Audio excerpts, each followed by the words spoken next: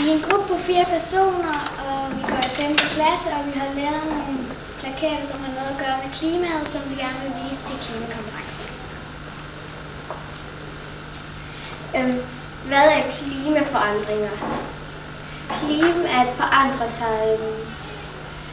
Isen smelter, det bliver varmere, og jordkloden sveder, og isbjørnene uddør. Og det er ikke særlig godt for naturen. Hvorfor?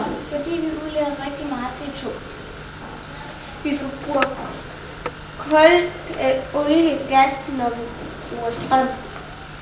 Elektricitet kører i biler, rejser med fly, opvarmer vores huse.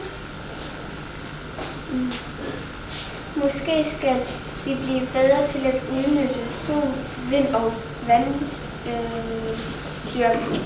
Hvad gør vi ved det? 10 gode klimaråd. Brug cyklen i stedet for bilen.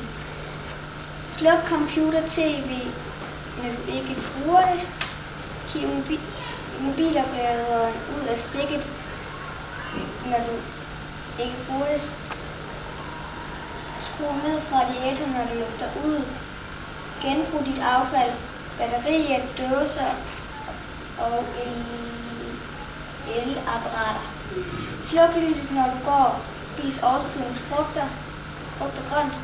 Brug tog i stedet for bilen. Vask maks ved 40 grader. Begræns brug af tørretumbler.